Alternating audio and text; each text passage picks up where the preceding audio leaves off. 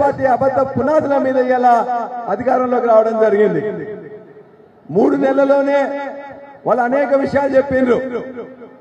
అన్ని విషయాలు కూడా మన ముఖ్య అతిథులుగా వచ్చిన వాళ్ళు వివరిస్తారు. మీ అందరికీ నాయకులు కానీ కార్యకర్తలు కానీ నేను చెప్పే 2 విషయాలు. ఒకటి, గత 10 సంవత్సరాల్లో కేసీఆర్ గారి పాలనలో మనం చేసిన విషయాలన్నీ కూడా ఇలా ప్రజల ముందు తీసుకెళ్లాలి. మంచినీళ్ళ విషయంలో భారతదేశంలో ఎక్కడ లేని విధంగా మనం మిషన్ భగీరథ ద్వారా సక్సెస్ అయి ప్రతి ఇంటికి కూడా నీళ్లు ఇచ్చింది. పార్లమెంట్ లో పదే చెప్పడం జరిగింది. అదే కాకుండా మన ప్రజల యొక్క అనుభవంలో ఉన్నది. ఎందుకు ఇవాళ మనం ఎస్టాబ్లిష్ చేసిన బ్రహ్మాండమైన మిషన్ భగీరథను ఇవాళ ఇవ్వలేకపోతున్నారు? ఎందుకు మళ్ళా కూడా బిందెలు పట్టుకొని మొత్తం కూడా ట్యాంకర్ల కోసం ఇలా ప్రజలు అల్లాడుతున్నారని చెప్పేసి మనం గమనించాలి. వాళ్ళందరికీ తీసుకెళ్లాలి. 24 గంటల కరెంటు గురించి కూడా మనందరికీ తెలుసు. అది ఇంటి కోసమైనా, పరిశ్రమ కోసమైనా, వ్యవసాయం కోసమైనా, దేనికోసమైనా కూడా కనురెప్పపాటు కూడా కరెంటు పోకుండా ఇచ్చింది ఇలా గత కేసీఆర్ గారి ప్రభుత్వం. ఎందుకు ఇలా ఎస్టాబ్లిష్ చేసిన సిస్టమ్ ని వాళ్ళు ఉపయోగించలేకపోతున్నారు? అన్నిటికీ కోతలు వార్తలు ఎందుకు పెడుతున్నారు? దయచేసి మనం అందరూ కూడా చెప్పాలి. ముఖ్యంగా మన అంతా కూడా వ్యవసాయ నియోజకవర్గం 7 పార్లమెంట్ 7 శాసనసభలో కూడా మొత్తం కూడా వ్యవసాయం మీద ఆధారపడే మొత్తం ఉంటది. ఇవాళ రైతు బంధు 11 సార్లు ఇచ్చినాం. 75,000 కోట్ల రూపాయలు ఇచ్చినాం. 12వ విడతకి 7,500 కోట్ల రూపాయలు కూడా మనం బ్యాంకులో పెట్టినాం. కానీ మనకు ఇవ్వకుండా హరీష్ అన్న మన పాలకుర్తికి వచ్చి అదే రోజున మన యొక్క మద్దూరుకు వచ్చి బచ్చన్నపేటకు వచ్చి బ్యాంకులో వేస్తామని చెప్తే అదే రోజు వీళ్ళు ఎయ్యనియద్దు, పైసలు పడితే వీళ్ళందరికీ ఓట్లు వస్తాయని చెప్పి చేసిండ్రు. 7,500 కోట్ల రూపాయలు బ్యాంకులో పెట్టినాం. ఎందుకు 7,500 కోట్లు 12వ విడత ఇవ్వాల్సిన ఇవ్వలేదు? వాటన్నిటి కూడా ఎవరు తీసుకున్నారు? ఏ కాంట్రాక్టర్లు తీసుకున్నారు? ఏ కమిషన్ లిస్ట్ ఇచ్చిండ్రు? ఖచ్చితంగా ఈ ప్రభుత్వాన్ని మనం నిగ్గదీయాల్సిన అవసరం ఉన్నది. అంతేకాదు ఇవాళ ఊర్లలో ఇంతకుముందు మన జనగామ గాని ఈ ప్రాంతంలో గాని కొన్ని చోట్ల కాళేశ్వరం నీళ్లు వస్తాయి. జనగామ ప్రాంతంలో ఉన్నట్లయితే దేవాలయాలకు వస్తాయి. మేము గత 3 సంవత్సరాలుగా 2 పంటలకు అన్ని చోట్ల నీళ్ళు ఇచ్చినాం. ఎందుకు దేవాలయం నుంచి నీళ్లు ఎత్తిపోయలే? తపాసుపల్లి ఎందుకు నింపలే? మద్దూరు దగ్గర ఉన్న బ్లద్నూర్ రిజర్వాయర్ ఎందుకు నింపలే? మా పంటలు ఎందుకు ఎండగొట్టిందని చెప్పేసి మనం తప్పనిసరిగా తీసుకోవాలి. కాళేశ్వరంలో భాగంగా ఉన్న తుంగతుర్తి గాని సూర్యాపేట వరకు కూడా నీళ్లు ఎందుకు వాళ్ళు ఇవ్వలేకపోయినారు? 3 సంవత్సరాలు మనం ఇచ్చినాం. కాళేశ్వరంలో నీళ్లు ఎత్తగలిగి ఉండి కూడా వాళ్ళు ఎత్తలే. ఇవాళ కాళేశ్వరంలో మొన్న కేసీఆర్ గారు ఇవాళ రైతు కోసం యాత్ర మొదలు పెట్టగానే కాళేశ్వరంలో నీళ్లు ఎత్తుతా ఉన్నారు. అదే విధంగా నాగార్జున సాగర్ నీళ్లు వదిలిపెట్టిండ్రు. అదే విధంగా ఇవాళ మిగతా రిజర్వాయర్లు కూడా నీళ్లు నింపడానికి ప్రయత్నం చేస్తున్నారు. ఇది మన ప్రజల దగ్గర తీసుకుపోవాలి. వాళ్ళు వ్యవసాయానికి సంబంధించిన అన్ని విషయాల్లో రైతు బంధు ఉన్నది ఇవ్వలేక రైతు భరోసా ఇస్తా అని చెప్పిండ్రు. రైతు భరోసా దేవుడు ఎరుకని ఆ రైతు బంధు ఎందుకు ఇవ్వలే, అందరికీ ఇవ్వలే అని చెప్పేసి మనందరం కూడా నిలదీయాల్సిన అవసరం ఉన్నది. అదే విధంగా కరెంట్ ఎందుకు ఇవ్వలే? ఇంతకుముందు 24 గంటలు ఇచ్చింది కదా, ఎందుకు ఏం రోగం వచ్చింది మీకు అని చెప్పి మనం అడగాల్సిన అవసరం ఉన్నది. పంటకు గతంలో నీళ్లు ఇచ్చింది కదా, 2 పంటలకు నీళ్లు ఇచ్చినాం. దేశంలోనే పంట విస్తీర్ణం పెరిగింది, పంట ఉత్పత్తి పెరిగింది. 40-50 లక్షల మెట్రిక్ టన్నుల నుంచి ఇవాళ దాదాపుగా 3 కోట్ల మెట్రిక్ టన్నులు ఒట్లు పండించినాం.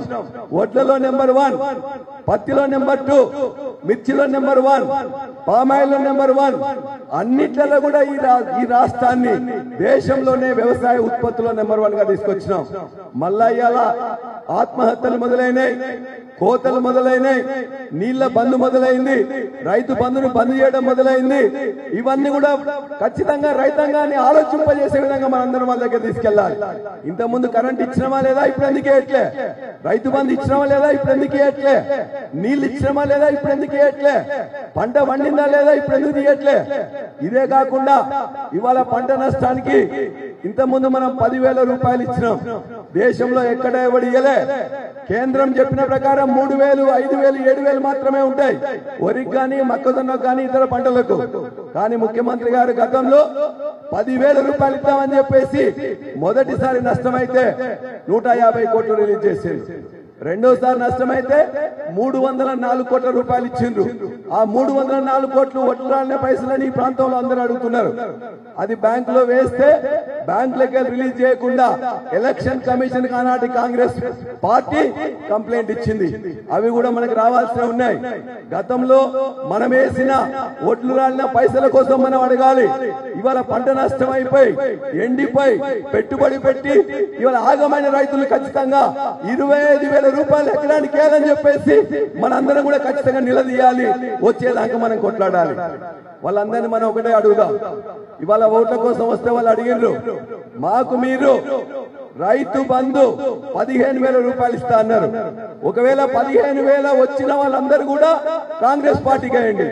రైతు బంధు రాని వాళ్ళు ఇవాళ కారు గుర్తుకు పోయమని చెప్పేసి అడుగుదాం. కరెంట్ ఇంత ముందు 24 గంటలు ఇచ్చినాం. ఇవాళ 24 గంటలు నువ్వు ఇస్తే కాంగ్రెస్ పార్టీకి వేద్దాం, లేకపోయినట్లయితే కారు గుర్తుకేద్దాం. ఇంత ముందు మీరు బోనస్ ఇస్తామని చెప్పిండ్రు, 500 రూపాయలు వానాకాలం ఇస్తామని చెప్పిండ్రు, ఇవ్వలే. ఇవాళ మళ్ళీ మీరు వచ్చి వానాకాలం కాదు యాసంగి వడ్లు కూడా వచ్చినాయి. ఈ యాసంగి వడ్లకు మీరు 500 రూపాయలు మీరు ఇస్తే వాళ్ళకు ఓటేయండి, లేకపోయినట్లయితే ఖచ్చితంగా మన కారుకి ఏమని చెప్తాం.